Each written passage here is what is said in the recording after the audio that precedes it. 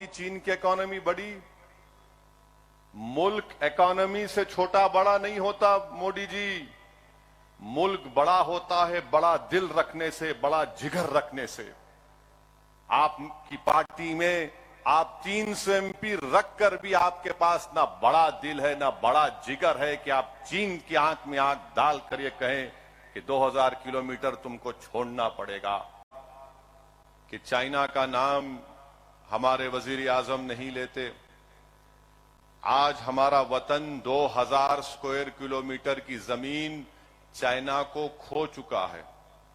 China हमारी 2000 square foot जमीन पर कब्जा करके बैठा है और हमारे मुल्क के वजीर खारिजा ये एक इंटरव्यू में कहते हैं कि भारत एक छोटी इकोनॉमी है, चाइना बड़ी इकोनॉमी है, मैं क्या करूं।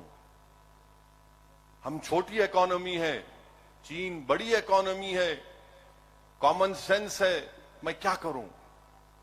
हम वजीर आजम से पूछना चाहते हैं, आरएसएस के लोग जो आजकल पैंट पहनकर लट फिरा रहे हैं, हम वो बीजेपी के अनभक्त जो सोशल मीडिया पर थकते नहीं, मोदी की तारीफ करते, झूठी तारीफ करते रहते हैं। क्या भारत छोटा है? तुमको शर्म नहीं आती इस तरह की बात करते हैं कि हमारी इकोनॉमी छोटी, चीन की इकोनॉमी बड़ी। मुल्क इकोनॉमी से छोटा बड़ा नहीं होता मोदी जी। मुल्क बड़ा होता है बड़ा दिल रखने से, बड़ा जिगर रखने से। आपकी पार्टी में आप 300 एमपी रखकर भी आपके पास ना बड़ा दिल है ना बड़ा जिगर है कि आप चीन की आंख में आंख डाल कर ये कहें कि 2000 किलोमीटर तुमको छोड़ना पड़ेगा। अगर इकोनॉमी के बुनियाद पर मुल्क छोटा बड़ा होता है तो फिर यूक्रेन क्यों लड़ रहा है रशिया से? 79 में वियतनाम अमेरिका से क्यों मुकाबला किया? 1980 में एक छोटा अफगानिस्तान यूएसएसआर से क्यों मुकाबला किया? और अगर इकोनॉमी की बुनियाद पर मुल्क छोटा और बड़ा होता है तो फिर वो फलस्तीनी जिसके पास पत्थर के सिवा कुछ नहीं है, मस्जिद अक्सा और बैतुल मुकद्दस की आजादी के लिए लड़ रहा है, तो फिर क्या कहेंगे उनको आप? बताइए आप। आज बीजेपी और भारत के वजीर आजम के पास मुल्क की फौज पर भरोसा नहीं है, मुल्क की आवाम पर भरोसा नहीं है, और आप कहते हैं कि भारत छोटा है इकोनॉमी की वजह से। फिर कौन से विश्व गुरु की बात भारत के वजीर आजम कर रहे हैं? वजीर खारजा कह रहे हैं, मैं नहीं कह रहा हूं। हम छोटी इकोनॉमी है, चीन बड़ी इकोनॉमी है। अरे छोटे बड़ा ये कब से पैदा हो गया? ये बात कहकर बीजेपी ने इस बात को कबूल कर लिया कि नरेंद्र मोदी चीन के आगे घुटने टेक चुके हैं। नरेंद्र मोदी चीन से हमारी जमीन को वापस नहीं लेना चाहती हैं।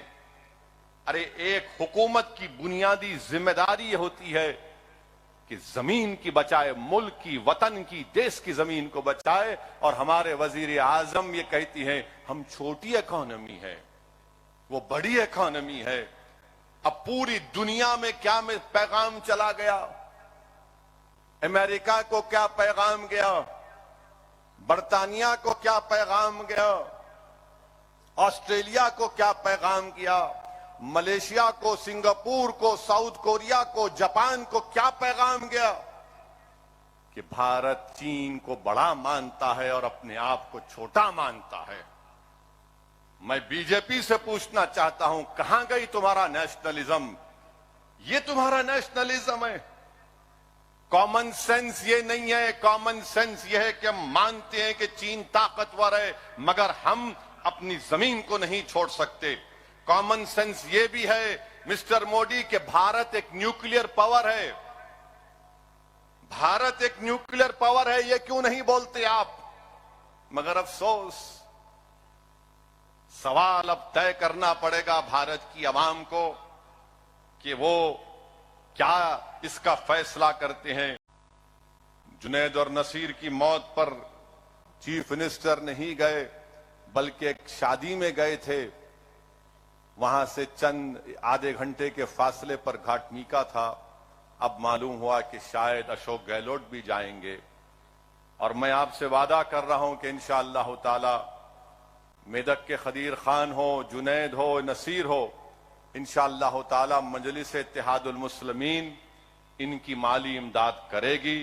इनके अकाउंट के डिटेल्स हमारे पास आएंगे तो हम इंशाअल्लाह ताला उनकी बेवाओं के अकाउंट में मजलिस माली इमदाद करेगी।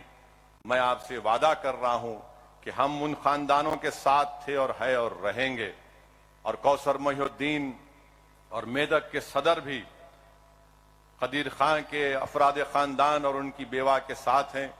और मुझे अभी कौसर मोहिउद्दीन एमएलए बता रहे थे कि मंजलिस के मुकामी लोगों की नुमाइंदगी पर खदीर खान की बेवा को 2 BHK मंजूर हुआ है और इंशाअल्लाह ताला टिमरिस्क स्कूल में उस बेवा को भी नौकरी का इंतजाम किया जाएगा।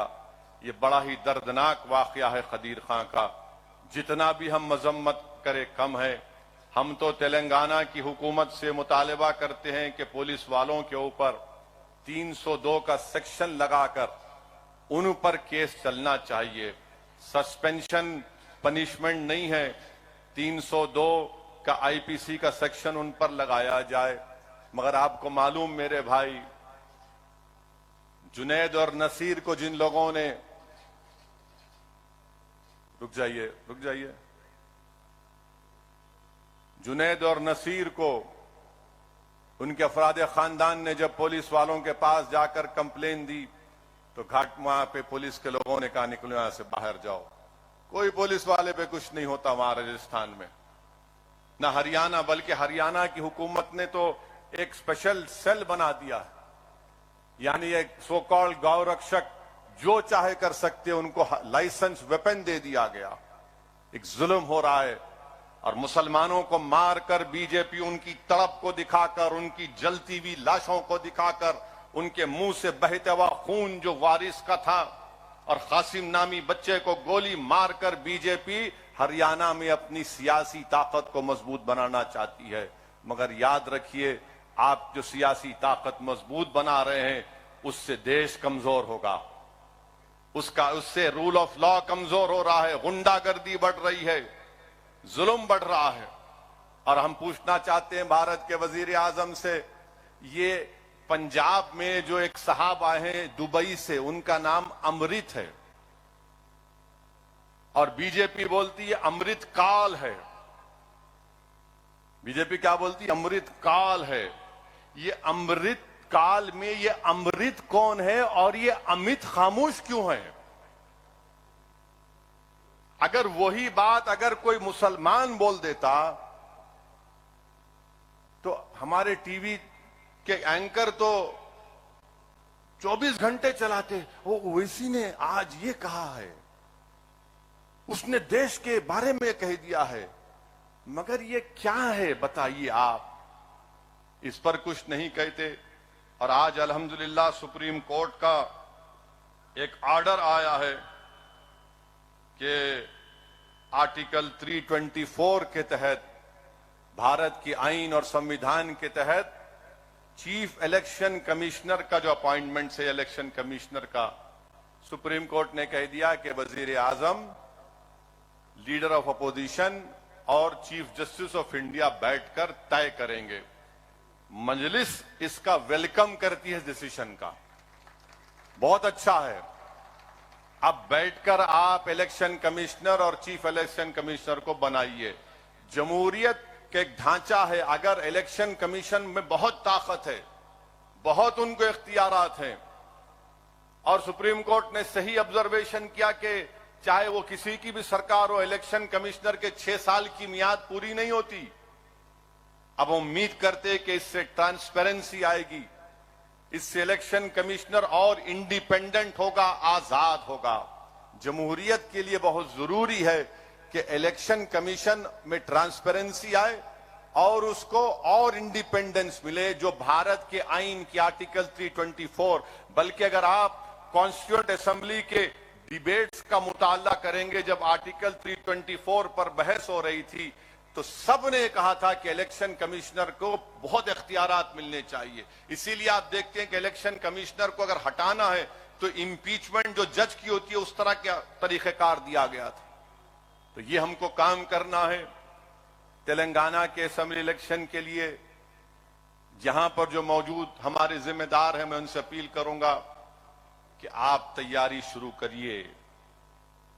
क्या तैयारी शुरू करना कि नफरत का खात्मा हो, अमन की जीत हो और तेलंगाना की जो तरक्की है और खुशहाली है वो जारी और सारी रहे।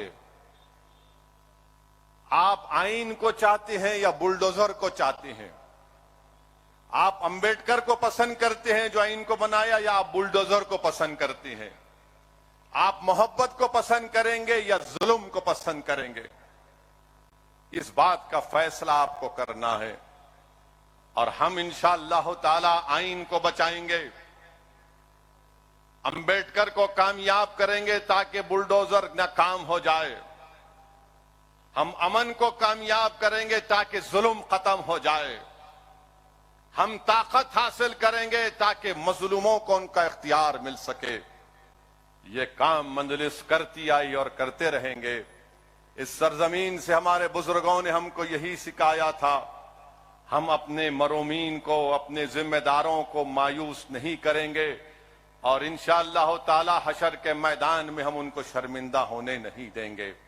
और खास तौर से मैं तो तेलंगाना बल्कि पूरे भारत की महिलाओं से, हमारी इज्जतदार माँ और बहनों से पूछ रहा हूं कि जब आप वोट डालने जाएंगे तो गैस के सिलेंडर को नमस्कार या सलाम करके जाना। गैस का सिलेंडर को नमस्कार और सलाम इसलिए करना क्योंकि गैस के सिलेंडर में मोदी जी ने जो हवा छोड़ी है, इतना महंगा गैस का सिलेंडर हो चुका है कि आज कितना 1200 रुपये कितना हो गया? हाँ, 1600 चिल्लर रुपये। ये मोदी जी का कारनामा है।